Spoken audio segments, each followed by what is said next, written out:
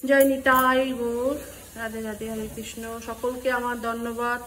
আজকে শ্রীমদ্ ভগবদ গীতার শ্লোক নাম্বার 42 হবে। ওং অঙ্গনতিমিরান্ধস্য জ্ঞানাঞ্জনশলাকয়া চক্ষুস্মিতাং তস্मै শ্রী গুরুবে নমো। শ্রী চৈতন্যমনোভীষ্টং স্থাপিতং যেন ভূতলে স্বয়ং রূপ কদা মহং দদাতি স্বপদান্তিকং। বন্দেহং শ্রীগুরু শ্রীযুত পদকমলং শ্রীগুরুং বৈষ্ণবাংশ্চ শ্রীরূপং সাগ্রজাতং সগণ রঘুনাথামিতং তং সরিজম সাধুইতং সাবধূতং পরিজন সহিতং কৃষ্ণ চৈতন্য দেবং শ্রী রাধা কৃষ্ণ পদং সগণিতা শ্রী বিশাখানাথশ্চ। হে কৃষ্ণ করুণা সিন্ধু দীনবন্ধু জগৎপথে গোপীশ গোপিকা কান্ত রাধাকান্ত নমস্তুতে। তপ্ত কাঞ্চনা গৌরাঙ্গী রাধে বৃন্দাবনেশ্বরী বিশ্বভানুসুতে দেবী প্রণমামি হরিপ্রিয়ে। বাঞ্ছাকল্পতরুভ্যশ্চ কৃপা সিন্ধুভ্য এব চ পতিতানাং পাবনেভ্যো বৈষ্ণবেভ্যো নমো নমো। জয় শ্রীকৃষ্ণ চৈতন্য প্রভু নিত্যানন্দ শ্রী অদ্বৈত গদাধর শ্রীবাসাদি নিতাই গৌর ভক্তবৃন্দ। হরে কৃষ্ণ কৃষ্ণ কৃষ্ণ হরে হরে, হরে রাম রাম রাম হরে হরে। হরে কৃষ্ণ কৃষ্ণ কৃষ্ণ হরে হরে, হরে রাম রাম রাম হরে হরে। ভজনিতাই গৌরাধেশম জপ হরে কৃষ্ণ হরে রাম। শ্লোক নাম্বার 42। ইন্দ্রিয়াণি পরন্নাহুরিন্দ্রিয়াভ্যো পরং মনো মনুষ্যন্ত পরা বুদ্ধির্য বুদ্ধে পরতস্তোষা। গীতার গান। বদ্ধ জীবে জড় বুদ্ধি ইন্দ্রিয়ের প্রধান, ইন্দ্রিয়াধিপতি মনে কর্মের বিধান।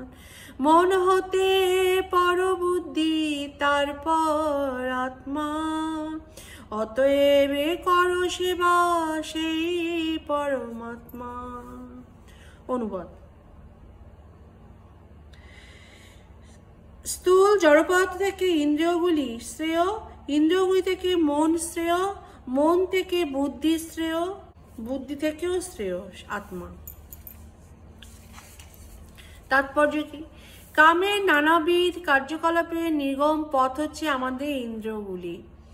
কামের সঞ্চয় হয় আমাদের দেহে, কিন্তু ইন্দ্রিয়গুলির মাধ্যমে তার বহিঃপ্রকাশ হয়। তাই সামগ্রিকভাবে জড়দেহের থেকে ইন্দ্রিয়গুলি শ্রেয়। আমাদের অন্তরে যখন উচ্চ স্তরের চেতনার বিকাশ হয় অথবা কৃষ্ণ চেতনার বিকাশ হয়, তখন এই সমস্ত নির্গম পথগুলি বন্ধ হয়ে যায়। অন্তরে কৃষ্ণ ভাবনা উন্মেষ হলে পরমাত্মা ও শ্রীকৃষ্ণের সঙ্গে আত্মা তার নিত্য সম্পর্ক অনুভব করে। তাই তখন তার আর জড়জগৎ জড়দেহের অনুভূতি থাকে না। দেহগত কার্যকলাপগুলি হচ্ছে ইন্দ্রিয়ের কার্যকলাপ। তাই ইন্দ্রিয়গুলি নিষ্ক্রিয় হলে দেহ নিষ্ক্রিয় হয়ে যায়, কিন্তু সেই অবস্থায় মন সক্রিয় থাকে। যেমন নিদ্রিত অবস্থায় আমরা স্বপ্ন দেখি, কিন্তু মনেরও ঊর্ধ্বে হচ্ছে বুদ্ধি, এবং বুদ্ধি হচ্ছে ঊর্ধ্বেরও হচ্ছে আত্মা। তাই আত্মা যখন পরমাত্মার সঙ্গে যুক্ত হয়, তখন বুদ্ধি ও মন ইন্দ্রিয়গুলি স্বাভাবিকভাবে পরমাত্মার সঙ্গে যুক্ত হয়ে যায়। ঠিক এইভাবেই কঠোপনিষদে বলা হয়েছে যে ইন্দ্রিয় থেকে ইন্দ্রিয় উপভোগের সামগ্রীগুলি শ্রেয়, কিন্তু ইন্দ্রিয় উপভোগের সামগ্রীগুলি থেকে মন শ্রেয়। তাই মন যদি সর্বত্রভাবে নিরন্তর ভগবানের সেবায় নিয়োজিত থাকে, তখন ইন্দ্রিয়গুলির বিপদগামী হওয়ার আর কোনো সুযোগ থাকে না। এই মানসিক প্রবৃত্তির কথা পূর্বে ব্যাখ্যা করা হয়েছে। পরং দৃষ্টা নিবর্তিত, মন যদি ভগবানের অপ্রাকৃত সেবায় মগ্ন থাকে, তাহলে নিম্নগামী প্রবৃত্তিগুলিকে আকৃষ্ট হওয়ার কোনো সম্ভাবনাই আর থাকে না। কঠোপনিষদে আত্মাকে মহান বলে বর্ণনা করা হয়েছে। তাই আত্মা হচ্ছে ইন্দ্রিয় গ্রাহ্য বিষয়, ইন্দ্রিয়, মন ও বুদ্ধির ঊর্ধ্বে। তাই আত্মা স্বরূপ সরাসরি উপলব্ধি করতে পারলে সমস্ত সমস্যার সমাধান হয়ে যায়। বুদ্ধি যদি আত্মার স্বরূপ সম্বন্ধে অবগত হয়ে মনকে কৃষ্ণ চেতনায় নিযুক্ত করাই সকলের কর্তব্য, তাহলে সমস্ত সমস্যার সমাধান হয়ে যায়। পরমার্থ সাধনে নবীন ভক্তকে সাধারণত ইন্দ্রিয়গ্রাহ্য সমস্ত বিষয়ের থেকে দূরে থাকতে উপদেশ দেওয়া হয়, কেননা তার ফলে ইন্দ্রিয়গুলি ধীরে ধীরে সংযত হয়। তাছাড়া বুদ্ধি দিয়েও মনকে আর তার সংকল্পে দৃঢ় করতে হয়। বুদ্ধি দ্বারা যদি আমরা কৃষ্ণ ভাবনার মাধ্যমে ভগবানের চরণ কমলে আত্মনিবেদন করি, তাহলে মন ভগবানের সেবায় নিয়োজিত হলে একাগ্র হয়। তখন ইন্দ্রিয়ের প্রলোভনগুলি আর মনকে বিচলিত করতে পারে না।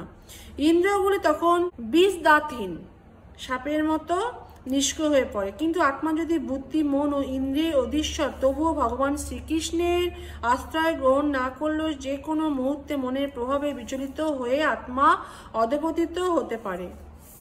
জয় নিতাই গৌর, রাধে রাধে, হরে কৃষ্ণ, আমার দণ্ডবত। ভজ নিতাই গৌর রাধে শ্যাম, জপ হরে কৃষ্ণ হরে কৃষ্ণ, কৃষ্ণ কৃষ্ণ হরে হরে, হরে রাম রাম রাম হরে হরে। আমরা ভজন করব নিতাই গৌর আর মহামন্ত্র জপ করব হরিনাম, হরে কৃষ্ণ মহামন্ত্র। শ্রীমদ্ ভগবদ গীতা কি জয়। জয় নিতাই গৌর, রাধে রাধে, আমার প্রণাম নেবেন।